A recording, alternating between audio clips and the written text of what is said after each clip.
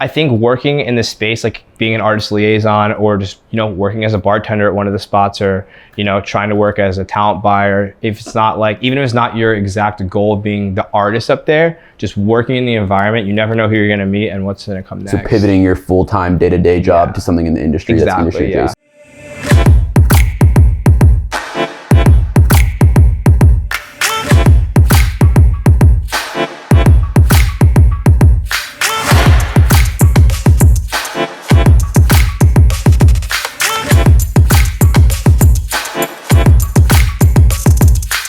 All right, welcome back to Hosted by Posh. Today we have a very exciting episode for you guys. We're sitting down with the one and only Kai William. He's taken the house music scene by storm this past year. I don't even think it's fair to call you an upcoming artist anymore. You've been all over the world. We've been seeing you doing some crazy big club shows, as well as some super sick releases. You have the label going on. We're gonna dig into it all. But let's start with like the basics, where you grew up, how you got into music, all that good stuff. Yeah. Thanks for having me, guys. Excited for this. So my story with music goes back very far. I started DJing when I was 12. I was working for my friend's dad who was doing bar mitzvahs, weddings, all the corporate stuff like that, and just like unloading the truck, bringing things in. And then over time, he just started letting me DJ on the equipment and stuff. And then I would do it on and off through college, do the frat parties, and never took it that serious. Vinyl or? No, never vinyl. No, not until honestly like 2 weeks ago. Nice. But yeah, up until after college, I went to a couple shows, one of which being the Brooklyn Mirage. Went there, had that whole like, oh, this is my moment thing where like, I'm gonna do that. So it's kind of my upbringing. And then I played instruments here and there, guitar, piano, did a little bit of like band stuff in high school. But other than that, yeah, that's how we got here. What was the moment you decided you wanted to start DJing for real though? DJing for real, probably when I went to Brooklyn Mirage for the first time. It was in Gina Deep showcase, and I remember being there, and I've never seen big production like that before. I mean, this is before they had the big screen and all that, but it was still the most massive thing I've ever seen. I've never really went to festivals growing up or anything like that. I think I've only been to a festival a handful of times, even now today. So yeah, just being there, thinking, I just like seeing all the people come together, and it's very cliche, but that is how it happened. And you have an unconventional story in terms of, in order to like wedge into the scene, you threw a lot of your own events. So take us through the start of the record label and like your strategy with getting these events going, all that stuff. For sure, yeah. So I'm always one of those people where like, if I don't have people booking me from the beginning, I was like, I'm just gonna do it myself. I was like, if these people can do it, I think I can probably figure it out too. So my strategy was to just put on as many events as possible, and so I can play as much as possible. And I got a lot of experience doing that, and I learned a lot about the industry that way. And then kind of realized after a while, like I was kind of hitting a ceiling, like, okay, well, I'm playing these parties, but no one else wants to put me on their parties, and I was trying to figure out why. And then I think finally realizing like I need to make my own music. Yeah. That was kind of like, okay, well, if I don't make the music, then I'm gonna be stuck in this lane forever. So kind of just started down at Ableton like anybody else, and just put in countless hours and made it a daily routine. It's kind of one of those things you need to go all in on. It's not like where you can just go for a week, stop, put it away for 5 months, then go back in. It's kind of like going to the gym. You have to go every single day and eat right and become in this schedule for it to all really work out. And you had the label already, or? Yeah, I had the label. I actually started the label in a very non-traditional way as well, where most people will kind of have their moment and like coming up and established and then make the label. But for me, I just made the label after my first release. So I put it out with a local label around here, and then I was like, oh, well, I kind of saw how you did. I think I can do it too. And I always thought there was a value in building your own brand rather than relying on somebody else. So decided to start the label after my first release, and kind of figure it out as I go. Still figuring it out now. I don't know everything, but that's crazy, because I think like putting music out on a label is like a big step for an artist, and they're probably at risk, like looking for a lot from you, right? Yeah. So like, how did you get people to put out tracks on your label with no traction at all? All my friends were in a very similar situation where they weren't really releasing music yet. So I just grabbed the music from all of them, and everyone was down because they had not really released anywhere yet. A lot of the kids I was releasing, it was like nowhere, like under their 5th release. So interesting. Yeah. Would you suggest that to people trying to start out a label? It's a lot of work. I would suggest it. I don't know if I can give it like a suggestion on when's the right time, because for me, looking back in my position I'm in now, I probably shouldn't have started it. But if I didn't start it then I wouldn't be where it's at now. What do you mean you shouldn't have started it? Has it not been like realistic? No, it's been great. It's been helpful. I'm saying, looking back I feel like when people are kind of ahead and like more established, they look back and they go, oh no, well it should be like this and it should be like this. And I think they forget what it's like being in those shoes from the beginning. And it's okay to make mistakes, especially early on. You want to fail and learn from those. It's interesting that in Juno was the first show you went into, and obviously now you're expanding out and making, you're sending random demos in all sorts of genres. But you know, for the first year or so, you were making like the most minimal of minimal. What kind of prompted you to go in that direction? Yeah, so obviously with the Andhera, like that being my first big show, I was super into that sort of music. I still like that music a lot now. And then I started to come around and find artists like Michael Bibi and Pausa and Dennis Cruz. And I remember going to one of their shows for the first time at Music Week, and I was like, this is so cool. And there was so much more energy in it, and it's such a different vibe from what I came into. And I really fell in love with that style and that sort of the branding and stuff they were doing with that. So went headfirst into that, and I've been kind of on that sound for the past 2.5, 3 years now. And now recently, since I feel like I've kind of hit a lot of my goal labels this year, like Solid Grooves, Knee Deep in Sound, and Experts Only and all that, those are really big goal labels and things I wanted to hit from the beginning. And now that I hit those, I feel like I finally am at a point where I can really start to branch out and explore. Anyone who knows me knows I kind of just produce all over the place. Still trying to figure out like really where I want to go next with that. Yes, that's a great segue. Obviously, those are massive labels for people that don't know, right? Mm-hmm. That's Hot Since 82, John Summit, and Michael Bibi's labels, right? Mm-hmm. Who are three of the biggest names in electronic music right now, right? So I guess for anyone starting out, right, like how did you get there, right? How did you get your music in the hands of these industry legends? Yeah, so I mean, I think my biggest moment to kind of getting in the front of those people was getting my own music out and being recognized first. So just for anyone who's not aware of the label process, if like sending a cold demo is just like it's like doing a cold call, really. It's like there's so many people doing it and there's so many people trying to do what you do. It's like, how do you stand out? So I think you kind of need to have a bit of credibility before, not that the music's not good, because the music, we turn down demos at my label all the time that's good. It's just a matter of like they want to see some sort of it's like going to college, right? You get your college degree and then people are like, okay, they went to school, they can get through that, like they're probably reliable. It's kind of the same thing here when you're signing someone to your label. It's kind of like you're bringing on an employee, if that makes sense. So you want to release like a few tracks on your own? Yeah, I think unsigned even. Yeah. You can. There are cases where people will send the demo to a label and they take it, and it's like, you know, they'll take a risk on that. But more times than not, these labels want to see people who have a who what's the word I'm looking for? These people, they want to see that you can do it and that you're not just like a one-hit wonder kind of thing, sort of deal, you know, because anyone can make one good song, but it takes a lot for people to consistently hit over and over and over again. With your label, is the label's brand and sound, do you think of that as an entirely separate entity from Kai William, or like, do you always try to keep a tie between your sound? Like you were saying, you were experimenting out into other subgenres. You saw you were previewing some drum and bass music. Does that affect the label branding when you do that? No, I want the two to be synonymous with each other.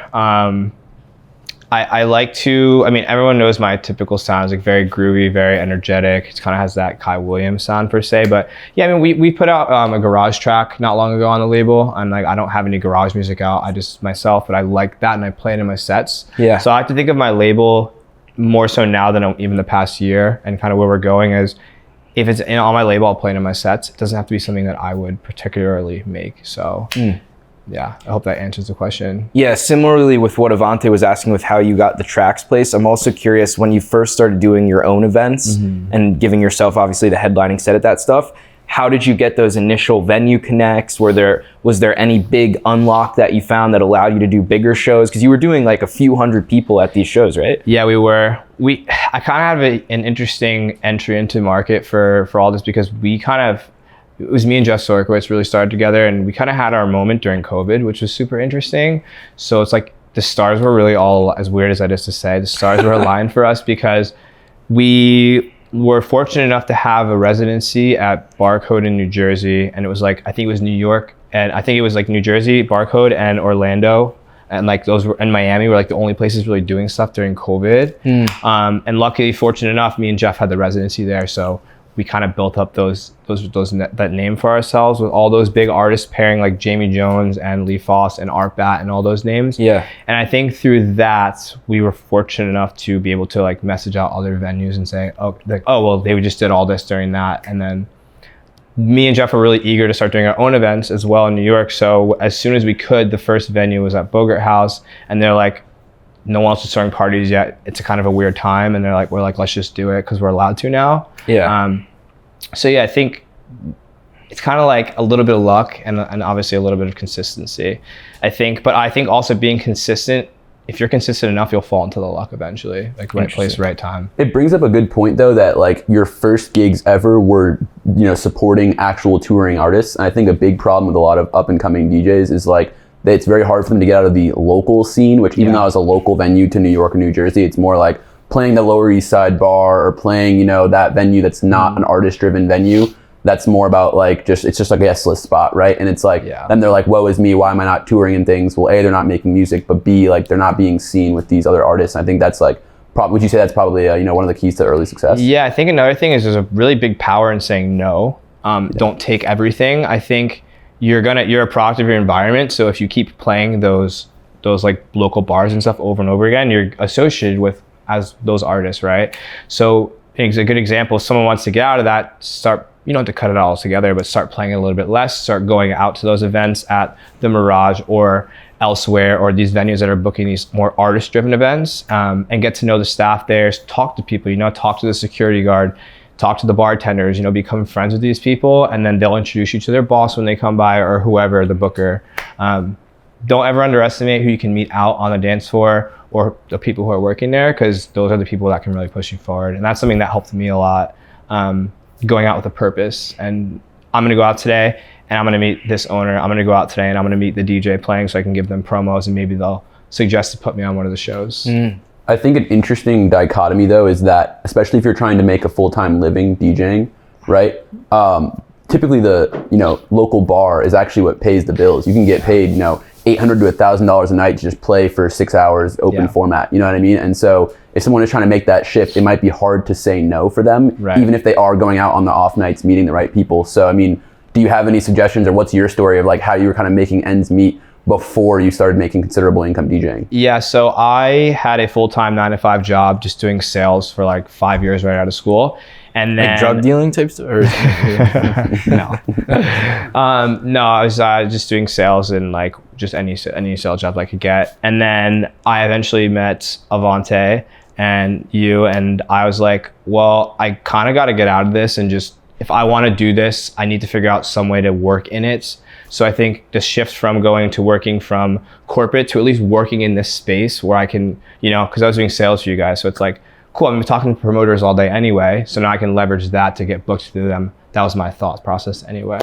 You're giving all the DJs ideas now. Yeah. Everyone, they're hiring the sales team here now. No, but yeah, just I think working in this space, like being an artist liaison, or just working as a bartender at one of the spots, or trying to work as a talent buyer. If it's not like, even if it's not your exact goal of being the artist up there, just working in the environment, you never know who you're gonna meet and what's gonna come next. So pivoting your full-time day-to-day job to something in the industry that's industry adjacent. No, and there's tons of jobs that people don't even think about in this industry, that everyone's always so focused on being the artist, right? So it was a combination of that, working with you guys, and then also I started doing production lessons and audio engineering, and those two things, the production lessons and engineering, I think that's really what took me to the next level, because one, I was obviously able to support myself financially through that, and then two, even though I'm helping other people, I'm sharpening my own tools and giving those lessons and training my ear by mixing other people's tracks. So, and surprisingly, there's not a lot of teachers out there. So if that's something people are interested in doing, I highly suggest it. You learn a lot about yourself through teaching other people. How long into your production career did you start teaching people? Probably earlier than I should have. but my thought process behind it was, if you're even just a little bit further ahead of someone, if you could just teach them a couple tricks in an hour, it's valuable to them. Yeah. You don't need to be like, the craziest sound designer to teach someone very basic like things about sound design, Let's talk about your production process.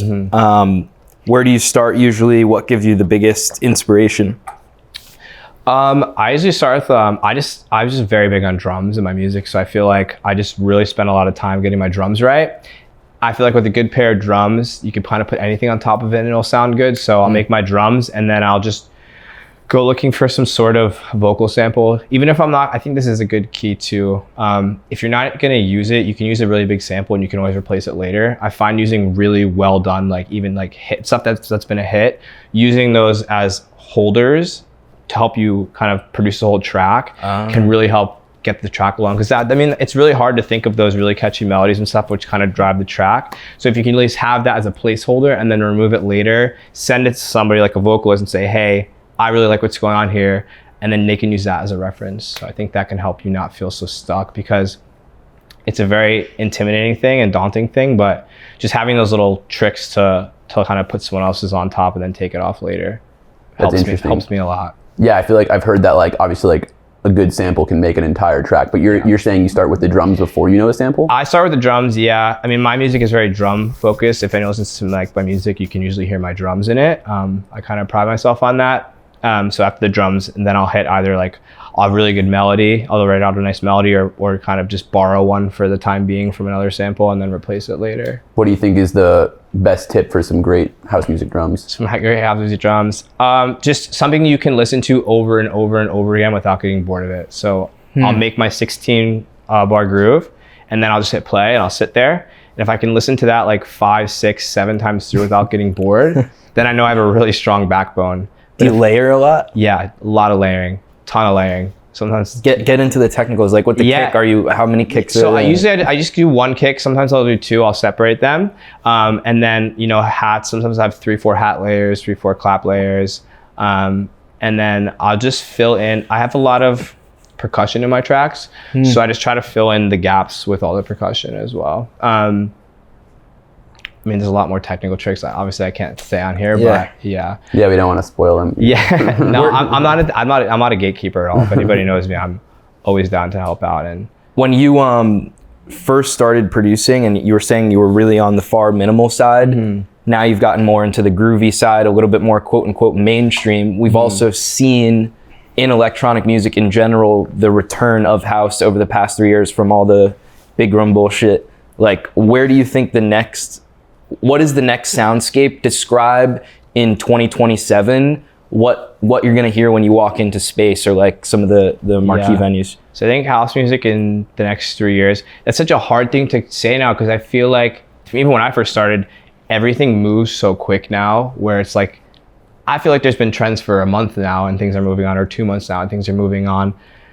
I do feel, which makes me very happy, I feel like there's like this huge blend of genres, and like everyone's a lot more accepting of someone doing a bit of everything, rather than just, this is your sound, this is your job, and this is where you need to be at. Yeah. So it's really nice to see like collaborations with artists it would make no sense for them to collaborate with each other, or play back to back with each other.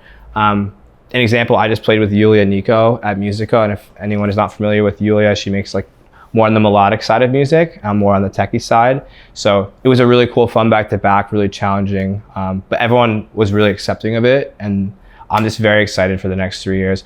I can't say what genre I think is gonna be popping off in the next 3 years, but I think we'll see a lot more fusion between sounds. Interesting. Yeah. In terms of like sub-genres mixing together for the first time? Yeah, like more like, how can I explain this? Just sounds and artists working together that typically would not. I don't know if that really answers the question. Do you think AI is going to have an effect on the future of music? Definitely. I don't think people should be scared of AI. I think they should be very excited for AI music. I use it every day in my production. It's supposed to help you. I can't say that for sure, but like, I really don't think it'll ever get to a point in our lifetime anyway, where the producer will be fully replaced. Like, there's so many little nuances in these tracks that's like so complex and so far, that like down to like these little things that I don't think AI will pick up yet. So I'm excited about it. I use AI tools all the time in my production, and I mean, even stem extraction, that's all AI. So I use that every single day. That's made the remix process insane. It's made the remix process, and it's just made things a lot easier. I think it's really cool. Like, it's really easy. There's a very low barrier to entry in music now, which I think is great. I think it's good that everyone makes music. It's very healthy for the scene. Yeah. That's interesting. Do you have any really big, exciting bookings coming up? And also, we had West End recently, who I think you're buddies with, on the podcast. Yeah. And kind of talked about how you get into the more professional booking process. You have a manager. Yeah, I have a manager. I just signed with an agency, analog agency. So I'm with John Barry, and then Gabrielle and Siobhan do my stuff as well. So that's really been a game changer for me, is the whole agent thing. And for the longest time, I was like, oh, I'm ready. And it's like another one of those things, right place, right time, right? So I thought I've been ready for the past 2 years. I think everyone thinks they're ready sooner than they actually are. I think that's just a natural thing. Yeah. I think everyone who does music has a bit of an ego. I really do think that, myself included. So I think just being patient in waiting for that opportunity to come. Go out there, try and, once again, networking, meeting people. And I mean, I didn't really know who any of these people were before I met them. So Yeah. Touching on the ego part, I think that's really an unspoken about topic that I think a lot of people kind of know, but it's kind of taboo, right? Like, I feel like in today's day and age, it's kind of like very pick me to become like a big DJ. And it's almost like you kind of have to be that way to like blow up. What is your opinion on that? Do you think that's necessary? Yeah, I think the DJs who are doing really well right now are just people who are good at demanding attention to themselves. I am on the opposite end of the spectrum. I'm very into community building and helping out other people, which is another reason why I do, besides the obviously sustaining myself financially, is working with artists in lessons and things like that and building up. You are much stronger as a team than you are by yourself. I make the best, not even me, everybody. If you notice, the biggest songs in the world are all made with huge teams of people. So I think more collaboration rather than trying to do this stuff all on your own, you'll go much further, much faster. For sure. What do you think is the biggest problem in the scene right now? The biggest problem in the scene right now? It's funny, as much as I love the low barrier to entry, I think that is also something too. I think people will become very entitled because it's so easy to go pick up a DJ controller or a pair of CDJs and buy Ableton. You can do free trial on Ableton. Like, you know, any of my brother, my dad, my mom, they could be DJs and producers tomorrow. And because it's that easy to pick up that quick, I think everyone thinks they're very entitled to things. So I think that's sort of something that even in the past 4 years has gotten so much easier to just come in and get a gig, because these promoters obviously want to sell tickets to events. So they just put people on and can bring out people. So if you're, you know, if you happen to have a lot of friends and you live in New York City, for example, and you want to go DJ, all you need to do, you don't even have to really be good. You can just, hey, I can bring 60 people. They're like, great, come in and DJ. And especially how much like easier it is now to like find a good ghost producer or something just via Instagram. Like someone, if I think like the biggest problem is if you're good at branding, right, you can effectively build an entire DJ career. Like most of the guys that we listen to, we all like, you know, always laugh behind closed doors about who's ghost producing stuff. And it's like, I think that's what's kind of sad, right? Is like not everyone's putting in the time that you are to like even grow themselves, much less the people around them. Right. I think it's an issue. I don't know what you think. No, I totally agree with you. Yeah, that's a very interesting point. It's very frustrating too, and it's very taxing mentally on people who are putting in the time and they see that on social media, myself included. I really limit my time on social media because it's actually gotten more draining to me as I'm growing, and you know, as you grow, there's less of these bigger opportunities like laying around. So, you know, there's less big opportunities. There's less slots for the bigger opportunities for you to go up, and you know, everyone's competing for those same spots as you get. Obviously, when you're trying to play for a local bar, there's tons of those. But as you're trying to get those more artist-driven shows you were talking about earlier, it becomes very competitive. And you know, you look on social media, and it's very easy for you to say, "Well, I should be there. Why am I not there?" And they're there. So, like once again, very cliche, but just less time on social media helps. But it goes back to the point you were saying about meeting people, because I think a lot of it's relationship based, right? Sure, rather than the music, unfortunately. Yeah, I wouldn't even say unfortunately for that. I really like networking. I think it's good. Once again, you go out, you network, you meet someone, you get in the studio with them, and you make something really cool you would never have made before. So I think that networking is a really awesome piece of it. But I do understand that most people who are producers are pretty introverted, and that's a very difficult thing for them to do. So. Yeah. So let's talk about touring for a bit, because I think on the same vein of like just going up from your local bar to maybe your local more artist-driven venue, right? In terms of like playing at some Lower East Side bar, then going to play at, you know, Brooklyn Mirage or something like that. you've done that, you've taken that step, but then now this year, you've most recently been touring around the States, you know, playing in a bunch of cities. Yeah. What did you do to get your feet wet in those first out-of-state bookings? Yeah, so that was also done all by myself. For my first tour I ever did was set up completely by myself and my team with no agent, which was crazy. But I leveraged some of those relationships I made working for Posh, selling tickets to promoters. And I had those existing relationships, lucky enough, which is why I was saying earlier, it's important to work in the industry and just fully immerse yourself in it. Because if I would have never made those relationships with those people, then I wouldn't have been able to set myself up. I think I did 18 shows, I think it was, all by myself. Driving what was No, not driving, taking flights. what was your pitch to these venues? It was, just you're a homie? I actually told a little bit of a white lie when I did this. I was like, hey, I hit them all at the same time. I was like, hey, I had no shows confirmed. And I was like, hey, I have a couple shows confirmed. I'm trying to put together a tour for myself. I have this date, and this date available. And so you play the FOMO game. Exactly. Yeah. So everyone wants, all these promoters want to be included on these big tour announcements. So it looks good for them. So I hit them all up at once, and they all got back to me, all of them. I think only one of them said no because they were booked out for the next 6 months. But the rest of them were like, oh, well, there's only a couple dates left. Let's try to make this work. Wow. So, yeah. Wow. But you had music out. And I had music out. Yeah. I was definitely at a point where it was worth their time to bring me rather than just hitting them up. Producing music is the way to get out of your space locally, Right. That's really interesting. I think what's also interesting is that I feel like you're a pioneer of this sound that is pretty big in New York, but definitely not in markets like Atlanta or something like that. So like you're probably a little bit bigger than a lot of these artists, they're usually booking. Where for these collectives, like specifically like the smaller collectives. Yeah, I don't really understand the question. In terms of like just like a smaller, like rather than like a big venue, right? Like what's interesting about your strategy that you did is like you're playing for like very niche, minimal collectives around the States that like overall really respect your music, and then because of that you have a built-in crowd of their audience who definitely has heard your music before because they already are building that community. For sure, yeah, and that's a really good point. I didn't even think about that. Yeah, they were all pushing my sound before I even came there, sending my tracks to their friends.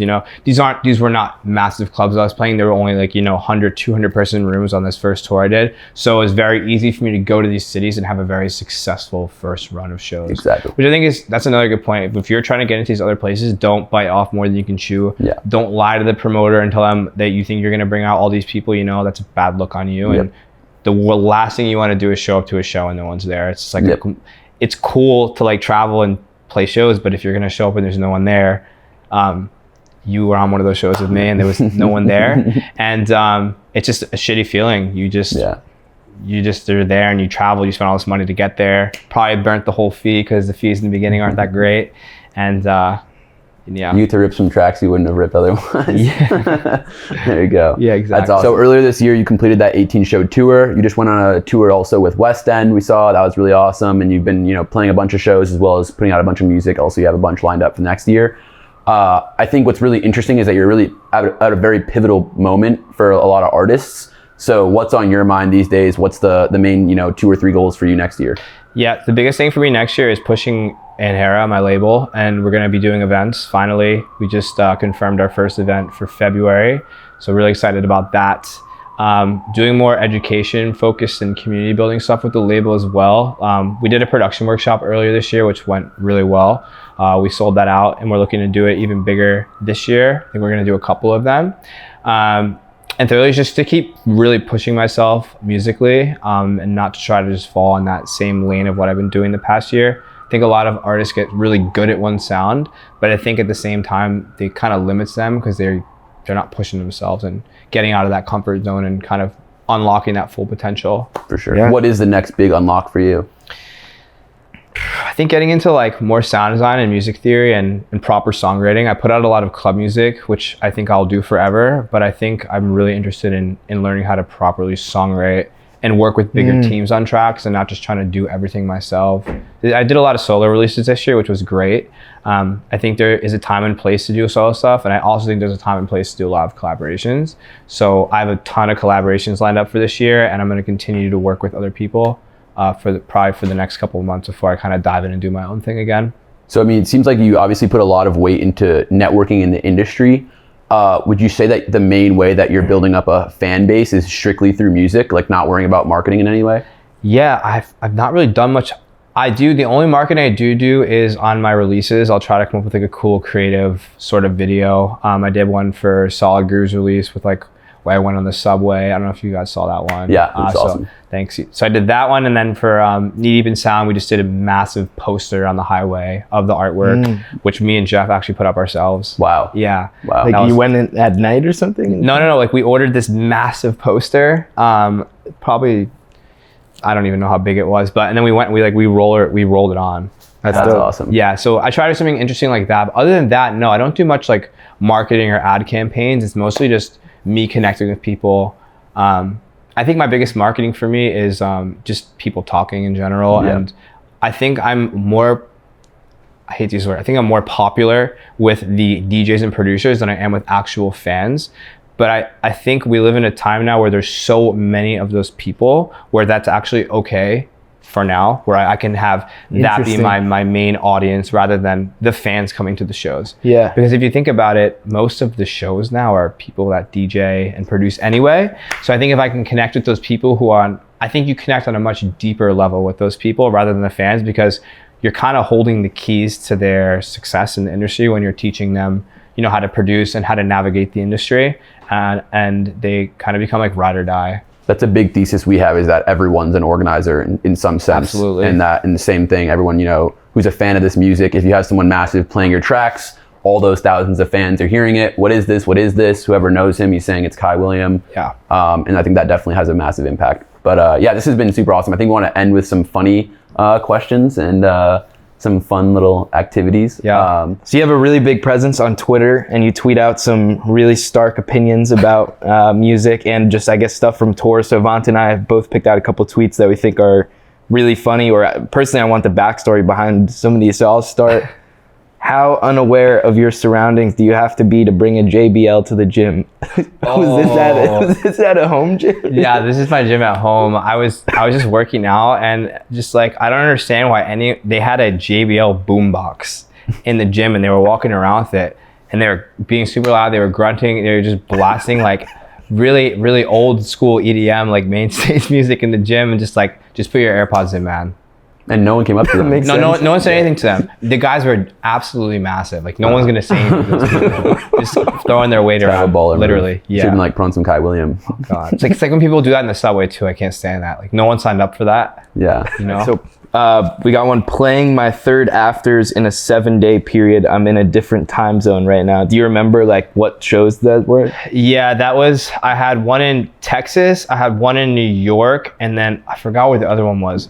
My sleep schedule was so insane that week. I was going to bed at some nights I was going to bed at 2 o'clock in the afternoon, and then the other nights I would go to bed at 8 p.m. and then wake up at 4, go to the afters. So it was a really, playing that many afters, if you do one, it's fine. But then when you start to stack them up, your sleep schedule is so skewed. It's just a very confusing week, honestly. And I don't know what time it is, or it's just very hard to focus. Afters are fun, but I don't think I can do a 3 after in a row. What's the latest afters you ever played? The latest I ever played to was 11 o'clock in the morning. Those are really fun sets though. Really? And what are the type of people that are out at that hour? Sometimes you have the people who have been out all night long, and then sometimes you have the savages who come on a full night rest at 8 o'clock in the morning, and they roll up with a coffee and a bagel, and they're just ready to go. That's dope. Yeah, it is cool. Dope. Yeah, so you have people who don't look good, and then you have people who look great who just had a full night rest. So, but it's a cool, interesting. When the music's really good, man, you really catch a vibe, and it's just it was outside. It was in Brooklyn actually. Sun is coming up, just really nice weather, good music, good vibe. I could have kept going past them, but they told me to stop. Wow. Yeah. There we go. All right. Well, it's been a really fun time talking, and I think this was really insightful for us and everyone watching. Upcoming producers for sure. Yeah, dude. So really excited for what's to come, and appreciate you for coming on. Yeah, thanks for having me, guys. Awesome. Let's do it. Sweet. Let's do what?